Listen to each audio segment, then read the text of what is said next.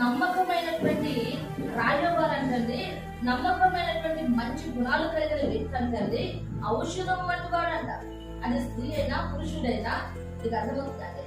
అది తల్లి అయినా తండ్రి అయినా భార్య అయినా భర్త అయినా పిల్లలైనా తల్లిదండ్రులైనా ఎవరైనా సరేనంటండి నమ్మకమైన రాయవారు అంటండి ఔషధం వంటి వాడు.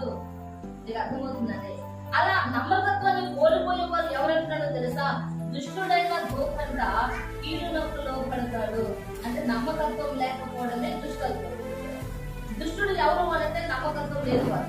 ఇది అర్థమవుతుందండి. గమనించండి, వాక్యం చెప్తా ఉంది, ఖచ్చితంగా వాక్యం చెప్తా ఉంది. ఏమో తెలుసా? దుష్టుడైన దూత ఏమంటాడు? కీడునకు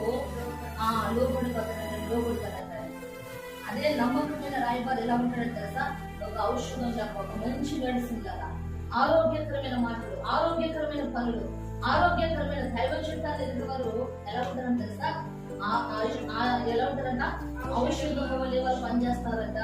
అంటే నమ్మకమైన వారి వల్ల ఆ ఇంటి వారికి లేదా ఆ భర్తకి లేదా ఆ పిల్లలకి నీకు అర్థమవుతుందా? లేదా సేవకుడికి, అన్నింటికంటే ముఖ్యంగా మనం నమ్మి భూమి మీద పంపించిన దేవునికి మనం నమ్మకంగా పనిచేసినప్పుడు ఏ కలుగుతుందో తెలుసా? అధికమైన సంతోషం. చెప్పండి, ఎవరికి సంతోషం? ఒకటి దేవునికి సంతోషం. మన నమ్మకత్వాన్ని బట్టి దేవుడు సంతోషిస్తాడు. మన నమ్మకత్వాన్ని బట్టి మన తల్లిదండ్రులు సంతోషిస్తారు. మన నమ్మకత్వాన్ని బట్టి మన భర్త సంతోషిస్తాడు. మన నమ్మకత్వాన్ని బట్టి మన భార్య సంతోషిస్తుంది. అవునా కదంటారా? మన నమ్మకత్వాన్ని బట్టి మన పిల్లలు కూడా సంతోషిస్తారు. అలా ప్రతి విషయంలో మనం ఎలా ఉంటారో తెలుసండి, నమ్మకత్వాన్ని కాపాడుకునే వారుగా ఉంటారు. మీకు బైబిల్ గ్రంథంలో ఎస్తేరు అనేటువంటి ఒక సహోదరి గురించి చాలా సార్లు ఎస్తేరు గ్రంథంలో మనం చదువుకున్నాం. ఎస్తేరు తన తల్లిదండ్రులను కోల్పోయి తన బిడ్డ తండ్రి యొక్క ఇంటిలో తన నివాసం చేస్తున్నప్పుడు మొర్దెకై అనేటువంటి ఆయన ఇంట్లో ఎలా ఉందో తెలుసా? అమ్మ సొంత కూతురు మాది, సొంత కూతురు కాదు, అయినప్పటికీ కూడా ఎలా ఉందో తెలుసా? ఆ తండ్రి ఎలాగైతే అడుగుచారులో బిడ్డను నడిపిస్తాడో అలాగ తన పిల్లతండ్రి యొక్క ఇంటిలో ఎలా ఉందో తెలుసా?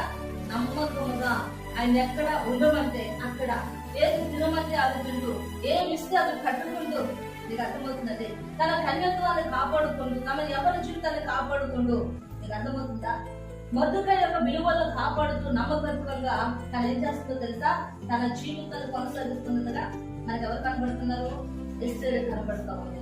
ఎస్తేరు నమ్మకస్తురాలుగా ఉంది కనుకనే రాజుకోటలో రాణిగా ఉండడానికి అవకాశం ఉంటుంది.